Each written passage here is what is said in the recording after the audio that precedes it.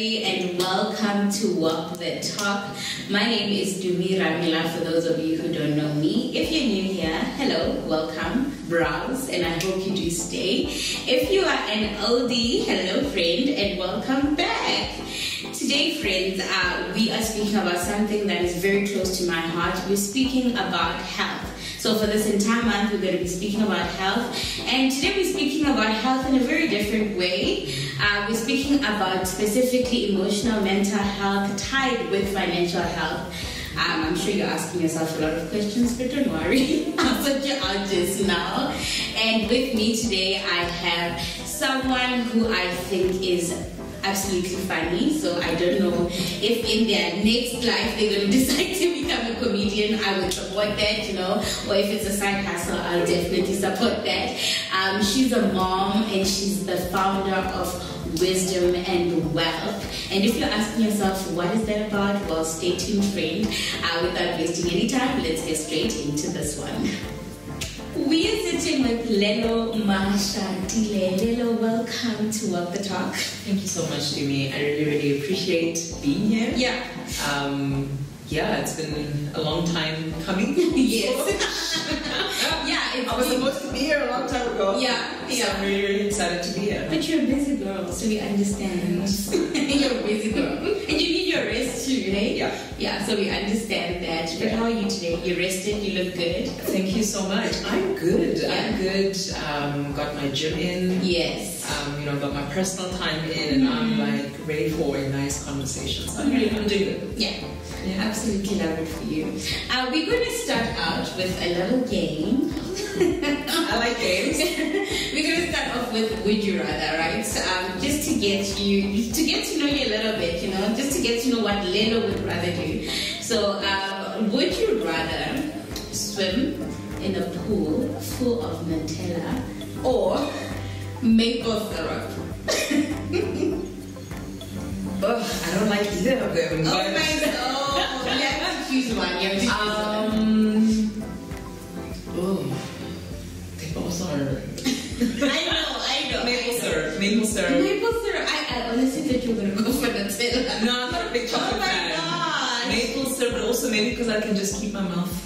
But I find maple syrup to not be so sweet, like a caramel syrup or whatever. Yeah. So typically I'll buy that for my son. Nutella, I'm like, Not that one. We don't want that one. Not that one. Also, it feels a bit thicker, so I don't know how it's.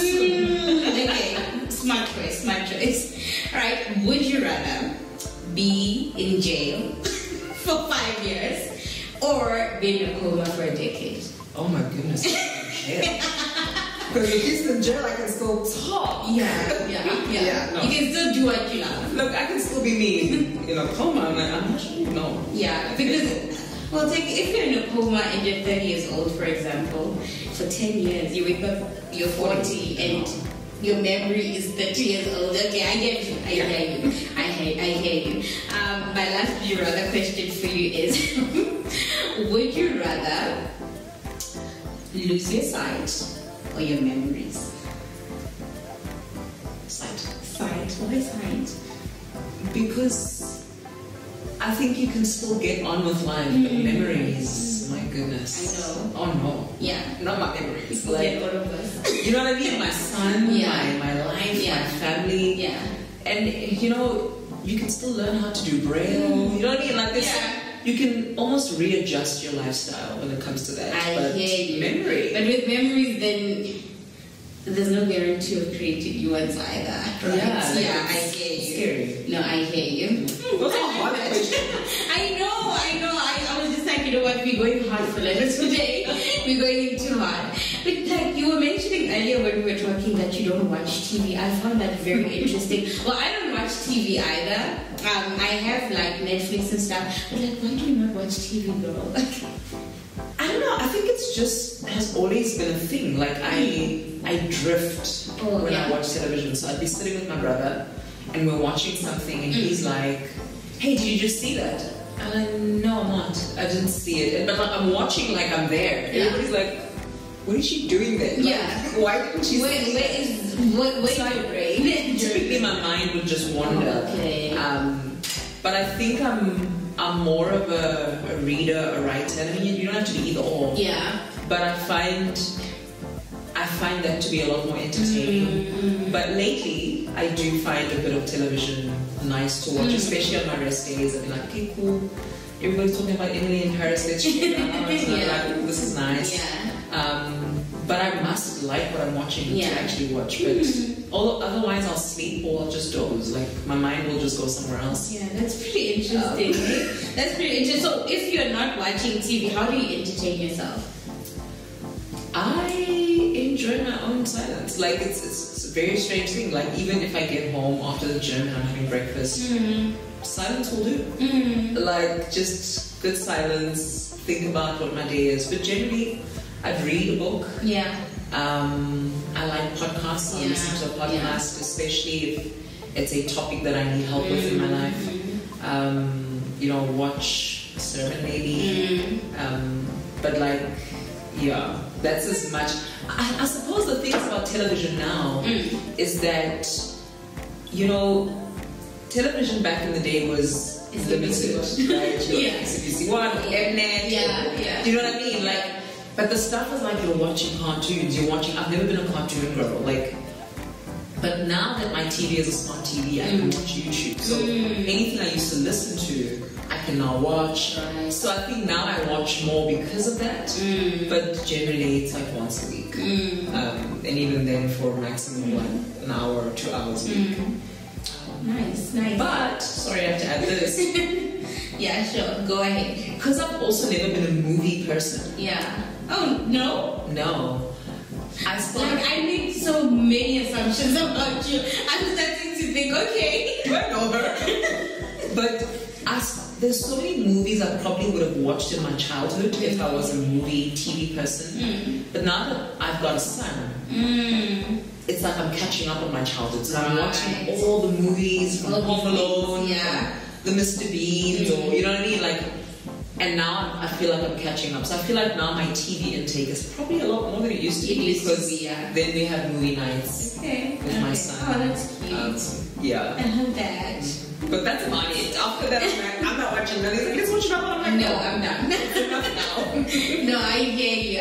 Yeah. And like you mentioned that you love reading books. What book are you currently reading? Oh, okay. So when it comes to books, I need to tell y'all, I can read multiple books at the same time. Oh, yeah. Like, I hear that. I can read multiple books at the same time. So on Monday, I can read according to parenting because I'm a parent. On a Tuesday, I'll read according to emotional health. On Wednesday, financial health. On Thursday, something else, right? But currently, I would say the book that I'm most focused on is called To Sell as Human. And I forget the author. Because, you know, I randomly just found it. So sorry to the author if he sees this. What is it about? But it's really a book about sales and how learning how to sell is actually more human. Like, because I know I'm a bit of an introvert, so sometimes saying like, hey, putting myself out there, feels a bit. Okay, I'm starting to feel like I don't know you at all. Oh wow. Maybe both, I suppose. But to sell as human, I felt like I needed to learn more in terms of sales and how to do sales and business and that kind of stuff. But I'm also reading another book called Stronger Than Water. And it's Strong Like Water, by Andi Kolba. She's a mental health practitioner. She's a trauma therapist, and I just love her work. She's nice. Nice. We love that for you. I love a good book too. I'm a self-help type of person, so I'm right there with the outliers and the atomic habits. You know, I'm there. Me too, girl. You and I both. Yes. They're all sitting there next to my bed. I'm like, one by one, I'll get to you. Well, I have just in bits and pieces. Then I leave it and then I go something else. Do you leave it because you get bored, or do you leave it because you feel like you need a new focus? No, so because I try to schedule in reading time every day, it's like today I've read sales, like, you know, To Sell as Human. Then tomorrow I wake up and, you know, I realize that I'm having a bit of a parenting challenge. Then I'll look down my library to be like, oh, I've got a book by Gabor Mate. on parenting, and I'll pick that out and I'll read a bit of that. And then tomorrow I might be in a different space where I'm like, I want to really work on my emotional health, or I need to catch up a bit on where I am. And then I'll go find Strong Like Water. So I feel like it's not a boredom thing. I think it's a need. Yeah. What do I need today? Yeah. Okay. Okay. That makes perfect sense. Yeah, I hear you. Yeah. Sure. And novels, not your thing? Because I know, like in high school, I remember we had to read this book, Chinua Achebe, an absolutely amazing author, but I could not finish Things Fall Apart I don't know, I could not finish it. Yeah. Are you not a novels person ever? I'm not. Matter of fact, I don't even remember what happens in those books. You know, like the George Orwell's Animal Farm. Oh my gosh. There's another one, Old Money, New Money. I forget the book we were reading. Yeah. I don't really remember them. Yeah. Yeah, for me, I'm all about what is the book teaching me. And I suppose you can learn lessons from novels. But you can, but like, I don't want get to to find the it. point. Get to the point. That's my, like, when are we getting here? Don't tell me about these animals that are talking right now. Like, why are they talking? What's going on? Napoleon? What are you saying? Yeah, it's a lot. I know. Wow.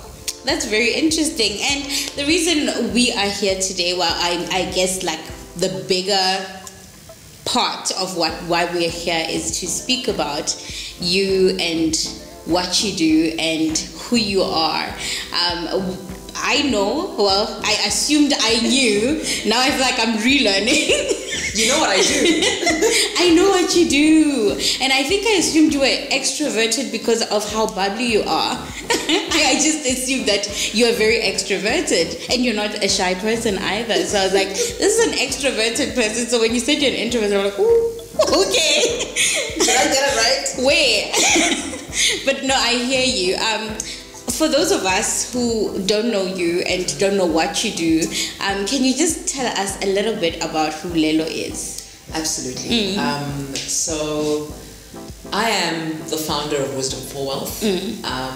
You know, I said wisdom and wealth. Oh no, girl, you got it. Right, so Wisdom for Wealth. Yeah. You know, I started this business in 2018. It's education, financial education, and coaching. Yeah. Primarily, but it's really an enterprise that I started from the inside out, right? It's something I birthed as a result of my own struggles, right? So I was born, raised in Alexandria. I tell people all the time, I came from the township, you know, raised by amazing parents, but also had to move around families now and again. And you know, when I grew up, for me, life was all about do well, go to school, excuse me, get a fancy degree that's going to make sure you get paid a lot of money. Yeah. So that you can be good and you don't have to live the life that you're accustomed to. And that's what I did, right? I went to school, I went to Wits, you know, I got my economics degree, and then I did my material science, and then I got into corporate. And so I typically had a life that people looked at and they were like, okay, she's doing well, she's successful by those standards, but deep down there was something else that was going on. I was like, God, something is missing here. What is it? Why am I not feeling fulfilled? Why am I feeling so miserable? Mind you, I bought the property, I bought the car. You know, I'd done the things. I like to say to people, I had the symbols of success. Yeah. But I didn't quite feel successful. Sure. Right? That is so profound. Right? Yeah. And from there, you know, I think I just had to do a lot of introspecting to be like, why do I constantly feel like something is missing? Right? Also a very high achiever, so I constantly was busy. That the concept of just resting was like not a thing. Yeah. Right? Yeah. But I noticed when I tried to rest, then I'd become anxious. It was like, what's actually going on beneath the surface? And from there I started to do my own inner work, my own healing, my own emotional health, mental health work to really uncover what was going on. But I think maybe just to tie in how that ties into finances, even though I appeared to be successful, I was broke. Sure. Right? I was trapped in debt. Yeah. Had no savings, but best you believe, I appeared to be the most generous in the family, amongst friends. I typically was like, oh, she's so kind. You know, she's giving us this, and she's giving us money when we need it. You know? And for me, that was difficult. It was like, Lord, what am I doing wrong? Sure. I'm tithing, but I'm broke. Something is off here. You know, and it's not like I'm not getting paid properly. I mean, you can never say no to more money. I mean, come on. Of course not. You want more. Yes. But at the same time, I was like, I am in a very great profession. I'm getting paid according to the standard, but I'm not saving. I'm in debt. I'm overgiving. I'm doing all of these things that are draining me financially. What's going on? And from there, I realized that I was a people pleaser. I was codependent, you know, and I was giving because giving was earning me a level of love and respect from other people. And so that was draining my finances. And so Wisdom for Wealth really came out of me understanding that at the root of it, I needed to be wiser to sustain wealth in my life, right? You can have the degrees, you can have the success symbols, but that doesn't guarantee that you'll live a wealthy life. Right? Like there's a difference between having money and being wealthy. And it made me curious. I was like, God, you say in your word that you will teach me how to make wealth, right? You say that. You say that wisdom is the principal thing, and above all, get understanding, right? And for me, I was like, give me the wisdom for wealth. Wow. And when I started, in my mind, it was going to be a financial thing. But God now taught me to be like, you want the wisdom for a wealthy life. Finances is just a part of it. But the wealthy life is bigger than that. I love that so much. You want the wisdom for a wealthy life. Like, I've been here saying wisdom and wealth, and you've just been watching me and not even correcting me. But I love that so much. And you know, just now when you were saying that you were working, you were doing all of these things, and you went to varsity, you did things according to the standard that was set, and which is a standard that is like out there. Nobody put it, I don't know who made the standard, but we seem to all be following this same thing. Like, we go to school, we go to varsity, we graduate, we get the job, and then we make the money, we buy the cars, we buy the everything, and we're still not fulfilled. In your own words, like in your own understanding, why do you think that is the thing? Why are we not satisfied? Why are we not getting there? Why are we still in debt, in your experience? And you know, I'll always base it on what I've learned, and maybe also just leveraging off of what I've seen in terms of my clients. I think we can't outsource wellness. Right? And every time we try to make our wellness about what we have instead of who we are, we're outsourcing our well-being to having certain things. That is right? so good. In my mind, going to school, get an amazing degree that every time you say I'm an actuary, they're going to be like, because that's the reaction, right? Because they're like, what is that? Or they're like, wow, that's impressive. You know, essentially, I'm doing that because I'm hoping that when I get that, that will fill something on the inside of me. I'm outsourcing my wellness to something that I can acquire. And I think fundamentally, we also live in a society and a culture that is obsessed with templates, right?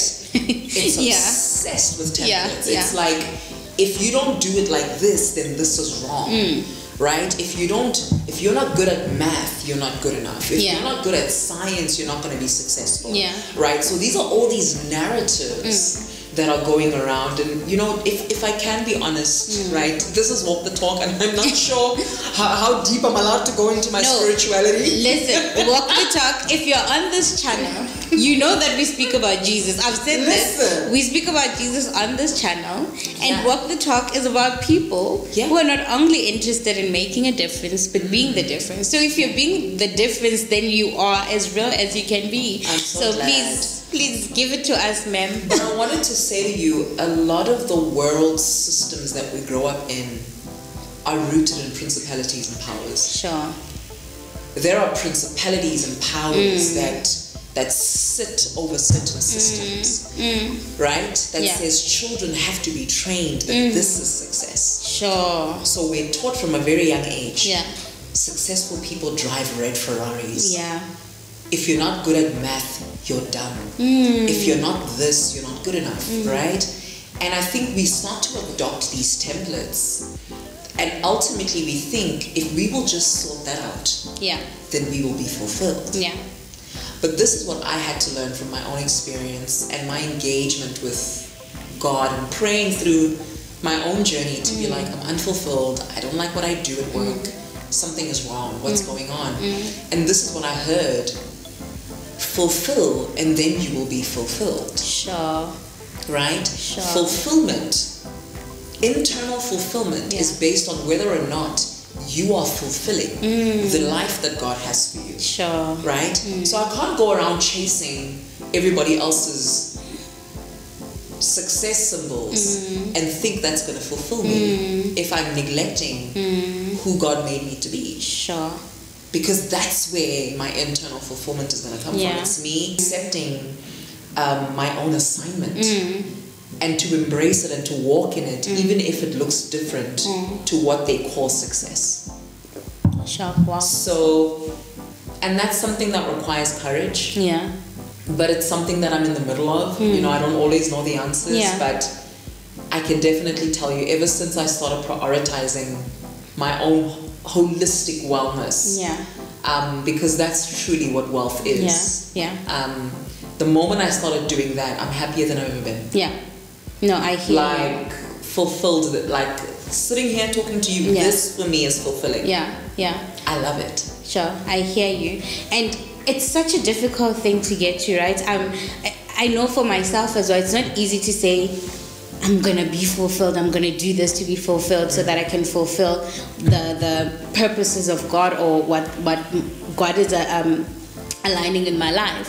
I'm just like, this is a difficult thing, right? So, but I want to ask you again, like, how do you define success? Because there have been these standards, these principalities that you're talking about, these trainings that you're talking about, that have set a standard for us to sort of say, okay, I'm only successful if I have a car. I'm successful if I'm doing this. I'm successful if I'm doing that. But according to you, how do you define success? It's being who God called me to be. Sure. And walking in that faithfully. Yeah. Like, and I think that's success. I feel like, you know, and maybe I don't feel like, that's probably not the way I want to say it, but studies are showing that the people who truly do what are the people that end up even with the symbols. Sure. They end up acquiring this, they end up a lot more wealthier financially because they were honest enough about their place in the world and how God made them. So for me, I think of success as good success because in Joshua he says, meditate on this word day and night, do not depart from it, and you will enjoy good success.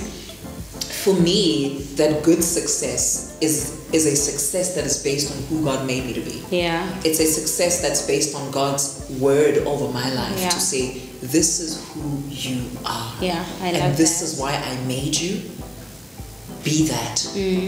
Right? But if we'll just have the courage to be that, more often than not, and what I've seen and what I've heard and what I've read, if you really want that nice Ferrari that you like, because I like nice things. So I'm not saying people shouldn't have skills. Yeah. Right? But I'm not getting them to fulfill myself. I'm getting them because I like them. Yeah. That's different. But my success is truly walking authentically in how God made me. Sure. Like, I love that so much. no compromise there. Sure. And it's hard. Yeah, of course. It's tough. Yeah. Sure, I love that. You typically will leave a world behind of people pretending to be everything that they're not. Yeah. Right? Everybody's holding on to the templates. When you let go of the template, people are like, is she okay? Is she crazy? Yeah. Right? People look at me like that a lot. Yeah. But I'm learning that, look, this is my journey. Yeah. And I'm paving out what a wealthy life looks like for me. Sure. Wow. And and actually I was like watching this podcast. I don't know if you know who Ali Abdal is. Yes, I know. Yeah. Abdal. He was interviewing Stephen Bartlett, right? And so Stephen said in this podcast, in this conversation, he was saying he quits a lot. Like, he quits a lot, and he has no shame about it. And that just got me thinking, such a successful person says he quits a lot. It's like, if it's not going to be worth it, like if the effort is not worth it, then quit. But if you think the effort is worth it, then stay in it. And it's almost like what you're saying right now. Like, people look at you like you're crazy if you're saying, okay, I'm not doing this, I'm going to be doing this. But you know that this is what God wants for you, or this is what your life wants, what you want your life to look like, I find that so profound. I find that so beautiful as well. Thank you. Yeah, I agree with Stephen Butler. 110%. Yeah. And I mean, it doesn't mean we quit flippantly. Yeah. Because we don't feel like it. But it just means I'm constantly assessing if this is still that. Yeah. Right? Because just because I'm called to something in a season, it doesn't mean I'm called to it forever. Sure. And it's like, sure. Wait, we need to take a break then. Right? We can go home now. Wow. Right?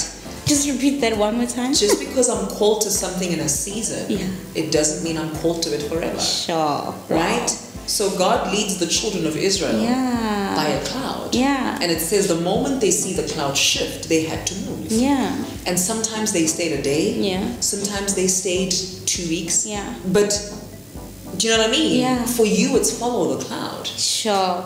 Like, follow the cloud. My goodness, we hold on to things so tightly because we think, okay, I'm doing this and it's going to be forever. You get what I'm saying? But here's the question. Yeah. Why do we do that? And that's exactly where I was getting to. Yeah. Because I was going to say to you, I know you deal with finances a lot and you help people with getting clarity in terms of their finances and how to move forward and how they can be wealthy and all of that. But you also tie this with emotional health. I like where you're going. Emotional health, nemali. Like, how does it tie together? I love what you're saying, dude. Yeah. I absolutely, absolutely love it. Matter of fact, I feel like I started off having conversations about money with people, but the more I had conversations, even with myself, right? I realized that most financial issues aren't financial issues. They actually are emotional issues. Sure. Right? Yeah. Like, and what I mean by that is that the decisions we make financially, a lot of them are influenced by how we feel. Sure. Right? Hey, you're coming for us, eh? I think the Lord is coming for y'all. I feel it. But we love it. I'm like, Lord, you're coming for whoever is watching. Yeah. But like I said when I started, I was a severe people pleaser. I just wanted people to like me. Right? So I would you get your first bonus. I'm starting off in corporate and I got my bonus. And the first thing I do is everybody write down a list of what you need. Oh my because gosh. I want to be generous. Yeah. Right? And that's not a bad thing. Yeah. Also when you're growing up in the church as well, but you've also seen generations of generosity within your family. Yeah. You follow suit. Right? And here I was like, yeah, okay, this person is sorted, this person is sorted. I can't remember what I bought myself. Sure. From that very first bonus. But people's homes, when I walk in, I can still see what I bought them. And it made them happy and they thanked God for it. But deep down, I had to dig to be like, what's going on? Why don't you have savings? Right? Why are you spending in this way? Why are you living paycheck to paycheck when your paycheck is bigger than your parents'? Sure. Wow. Right? At your age, your parents weren't earning what you're earning. Yeah. Why are you living paycheck to paycheck now? What's actually going on? And what did you find? For me, it was that emotional thing, right? It was all emotional. It was like I'm people pleasing, I'm codependent, I've got poor boundaries, I don't know how to say no, I'm just like anybody who needs anything, it's my problem. Sure. Right? Yeah. To a point where other people's irresponsibility became my problem. Sure. And so emotionally, I had to develop to say I can listen to somebody's problem without taking it from them, without wanting to solve it for them. Yeah. Because maybe God wants to teach them to be a lot more financially responsible. Yeah. Sure. So that I'm not parting with money all the time. So I'm not saying people shouldn't give. I think giving is very important. I feel like giving is the antidote to greed, right? Sure, yeah. We need to give. Giving is good. Yeah. When you give because giving earns you something from someone, we've got a problem. Yeah. If giving gets you approval, if giving gets you love and affection and appreciation, we've got a problem. Because it means that your giving is not even pure, it's actually transactional. Sure. You're getting something in return. Sure. But what are we getting in return? What was I getting in return? I was getting my emotional needs met. I was getting approval. But that's temporary too. I constantly had to keep doing it. And at the detriment of yourself. Exactly. Sure. So my finances were suffering, but I only felt as good about myself as they were willing to acknowledge me and appreciate me and to say I was a good kid or to say I was a good friend or do you know what I mean? So for me, it really made me realize that most financial issues that people complain about are really like referred pain. I like saying this to people, right? And what is referred pain? It's when you're hurting in one area of your body, but the root of the issue is somewhere else. And my encouragement to anybody watching this is if you find yourself living from paycheck to paycheck, if you find yourself constantly indebted, if you find yourself constantly struggling financially, before you assume you need a new job, you need a higher pay, I need you to double check if your current financial habits aren't emotional health issues. I need you to double check if you're not a people pleaser, if you're not codependent. And when I say codependent, I mean, do you have a need to be needed? Do you get your value from other people calling you and saying, we need you, we need your help? Does that make you feel important? Do you, exactly. Do you have a problem saying no? Right? Like, I need you to check yourself. Okay? Some of us are emotional spenders because spending reminds us of a certain time in our lives where that's how we coped. Someone told me the other day that every time they feel sad, they go out to eat, right? Their budget for takeaways is so massive. They don't buy groceries, they eat out, right? And I was like, why? And she said, when I was a child, my mother would take me out to eat every time I was sad. And so now, when I'm an adult and I'm not feeling well and things aren't going so great, I eat. And I go out and I eat to fill that emotional need. Instead of dealing with the sadness and the depression and the loneliness, we learn how to cope. And this is what I want you to know, coping is expensive. Coping is expensive. Trauma is expensive. And what does that mean? Most of the things we do cope with whatever emotional things we don't want to deal with. Those things are costing us money in some way. Ask a person who's on drugs, ask a person who's addicted to pornography, ask a person who's addicted to shopping. You know, coping is expensive. And sometimes instead of healing, we'd rather cope. Because we don't want to deal. We don't want to deal. But I want you to know that your healing will also culminate in your wealth. So what you're saying is that if you are running away and you're choosing to cope, you will find yourself in the same cycle over and over again. Think of debt, for instance, right? Now, I don't hate debt. I mean, personally, I do. But I'm not a doom and gloom. Nobody should ever use debt. But if you find yourself, think about FOMO, for instance, right? People have got a fear of missing out. You buy this house that is extra large that you can't afford at the moment. Because for you, you want to get people to say, wow, you've achieved a good thing, right? So for you, that's getting you something. But that's a very coping expensive, like a very expensive coping mechanism. Here you are paying an expansive amount of money every month to pay off this house. They'll come to your house for a housewarming party. They'll bring you a few glasses or whatever, if you've got good friends. They'll bring you something nice. But maybe they'll bring you a few glasses to celebrate, a few mugs. But you are left with this burden of paying off this huge debt. Because you just wanted to hear people saying that you're successful. Sure. Right? Coping is expensive. And I think what most people say are financial issues, I'm saying no, it's coping mechanisms that are costing you a lot. So how about we sit back and deal with where we are emotionally, spiritually, mentally, so that our finances aren't suffering because we're not looking at the real problem. Yeah, sure. And you know, I've heard people say that when your leg is broken, you go to the doctor to get it fixed. But when it comes to emotional and mental health problems, it's like your leg is broken, but you're still walking on it. You know, you keep. How can you can't walk on a broken leg? So why do you walk on broken emotions and like broken mental problems? You know, like. Why are we doing that? That's what I'm getting from what you're saying as well. Like we are walking on broken legs all over and expecting it will fix itself at the end of the day, and that doesn't just magically happen. No. So, Lelo, can you just tell us a little bit about like, okay, here's Tumi. I'm coming in. I have massive. Financial problems. Basically, I have no boundaries.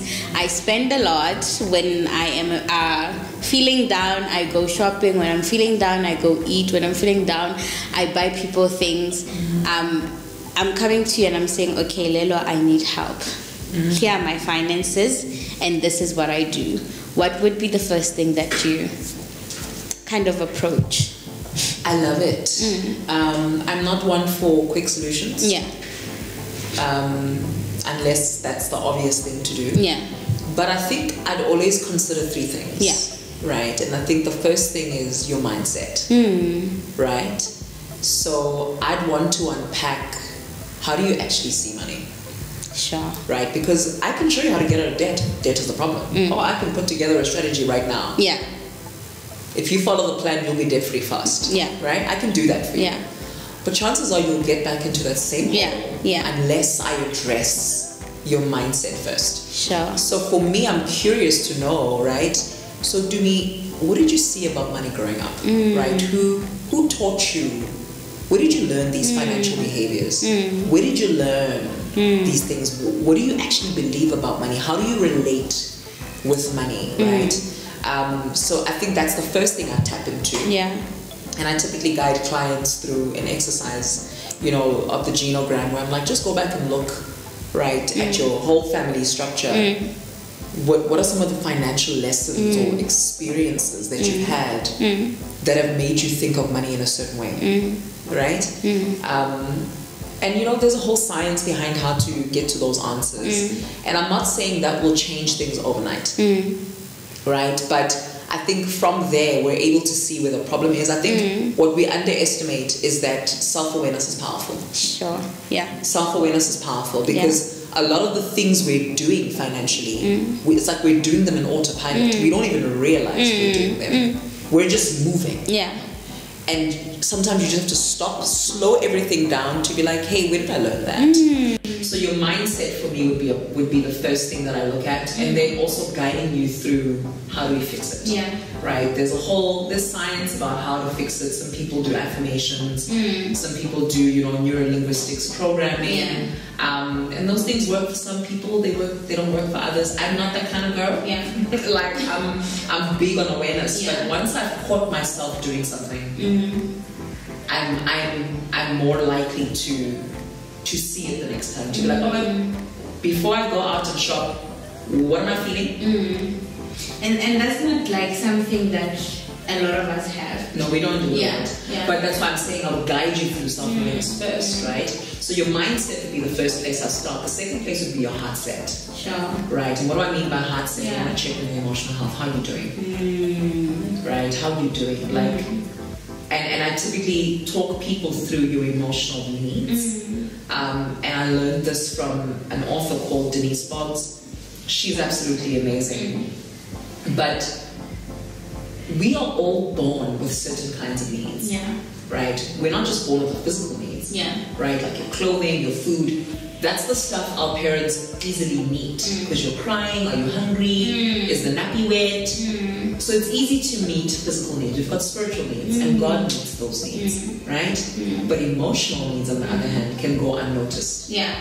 Our need for approval, Sure. our need for appreciation, our need for affection, you know, like affirmation, encouragement, support, protection. Those are all basic emotional needs that we're born with. Yeah. So when you saw me overspending and overgiving, I was trying to meet legitimate needs. Illegitimately. Yeah. Do you know what I mean? Yeah. In ways that would sabotage my finances. Yeah. Right? Sure. So there's nothing wrong with wanting to be appreciated. Sure. There's nothing wrong with wanting to be loved. When our emotional needs are met, we grow. We become better. Because those needs being met communicates that we are loved. Sure. But unfortunately, parents aren't perfect, right? I'm a parent. I know I'm not perfect. Yeah.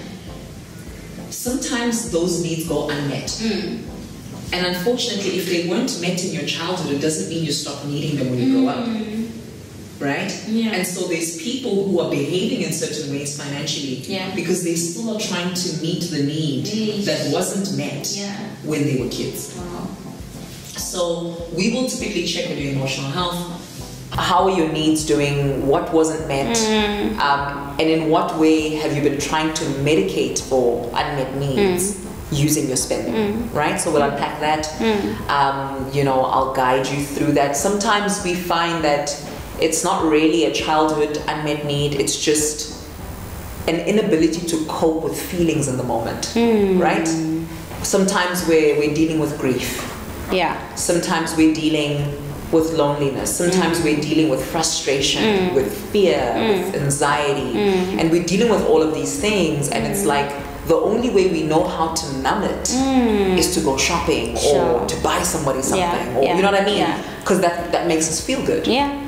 So for me, it's also tapping into emotional intelligence to be like, okay, so there's nothing wrong with wanting to deal with the emotions. Just learn how to deal with it in a healthy way.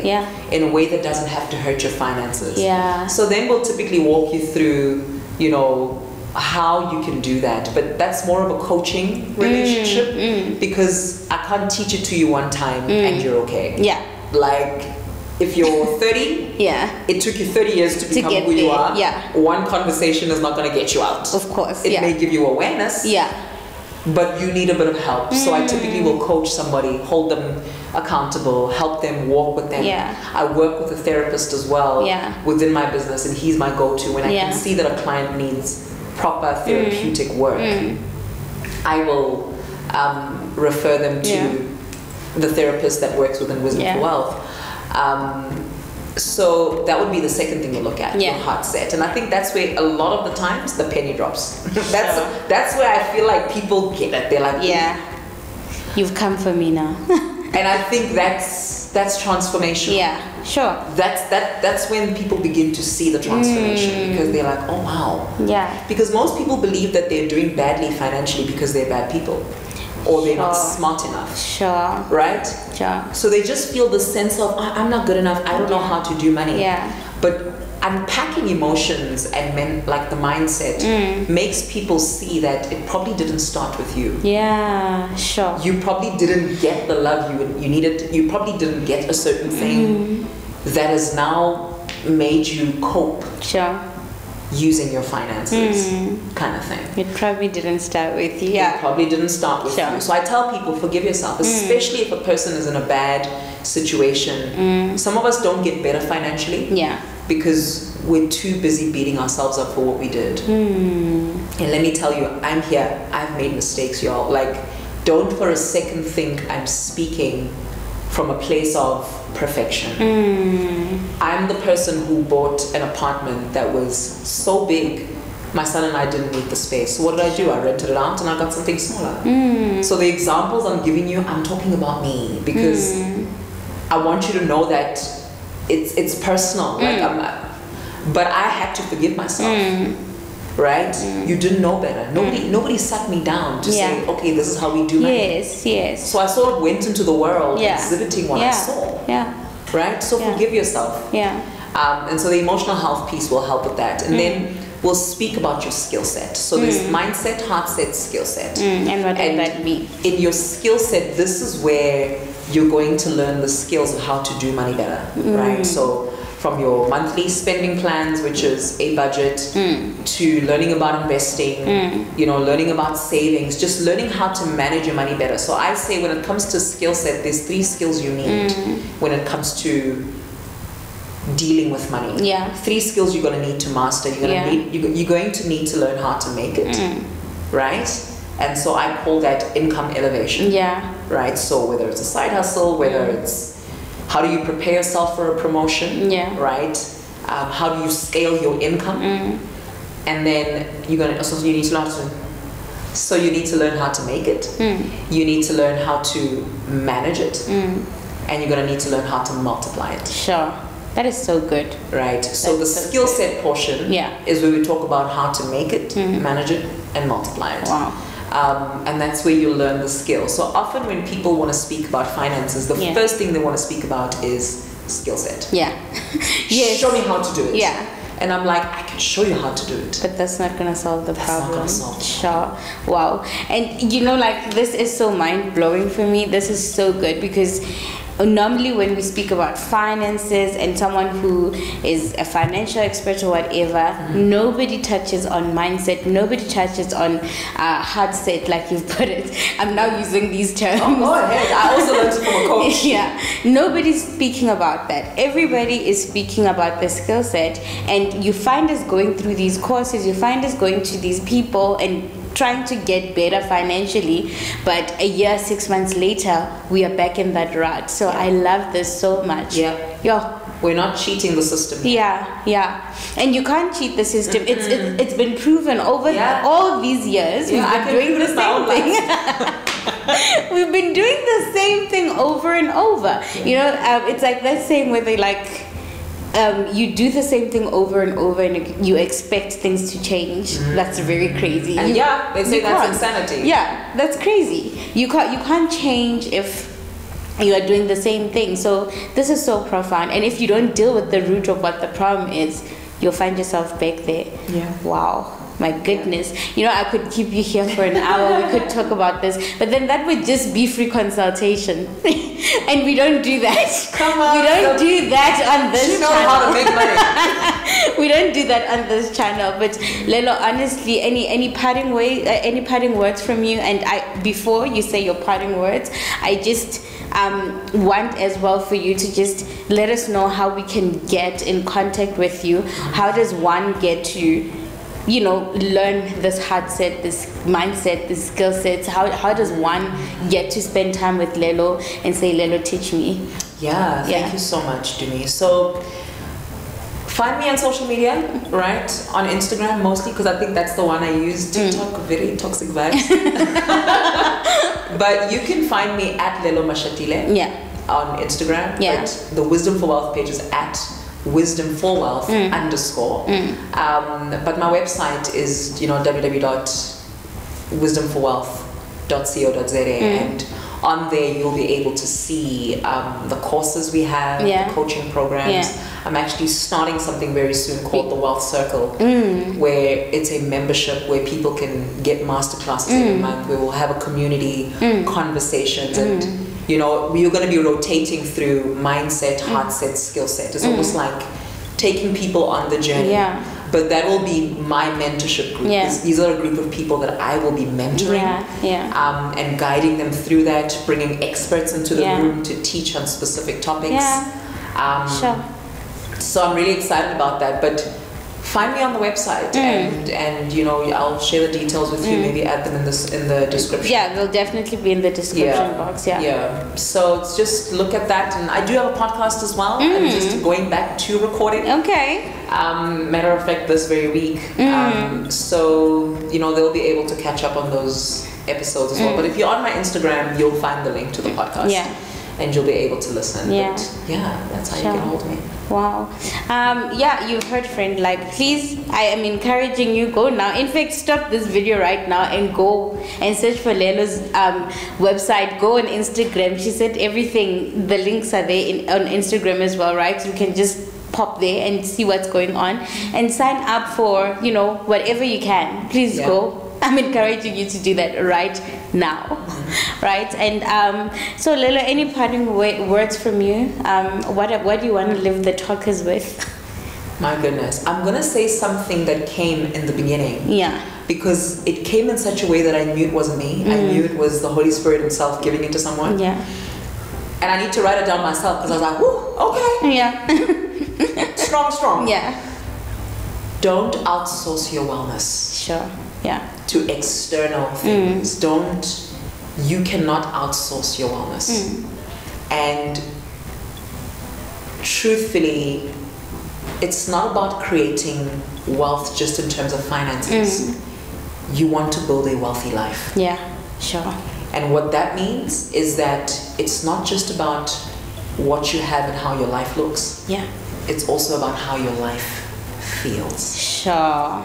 Because when you go to bed at night, you get to stay with how you feel. Sure. Nobody cares about that house. Nobody cares about that car. Nobody cares about my iPhone. Nobody cares about the trip I took to Hawaii. Yeah. I get to stay with how I feel. Sure. When I'm in that house. Yeah. When I'm in that car. Yeah. When I'm wearing that Rolex. Yeah. So when you look at your life, ask yourself, not just do I have what I want to have, how does my life feel? Yeah. Does it feel wealthy? Does it feel abundant? Wow. Because it's not just, abundance is not about optics. It's about how your life feels. Sure. Wow. Those are very powerful words. Abundance is not only about optics. It's about how your life feels. Most often than not. Sure. It's never going to be an optical thing. Yeah. Because I get to walk every morning in nature. And you know what? That makes me feel so wealthy. Yeah. That's my wealthy life. Yeah. That I get to go to the gym at the time I get to. That's my wealthy life. My life feels a certain kind of way. I like to say to people, what is the emotional temperature of your life? When you leave here right now, how does your life feel? I hope you like it. Sure. That's a very deep one, hey? I hope you like it. Yeah, well, I can tell you right now, I'm gonna have to go and like chew on that. Yeah. You get what I'm saying? Yo, but Lelo, thank you so much. Like what do they call it? Like you have a well of wisdom. Oh, geez. You know, it's a lot of wisdom that's coming out of you. And I wish we could spend like more time talking about this, but like I said, like we don't want free consultations.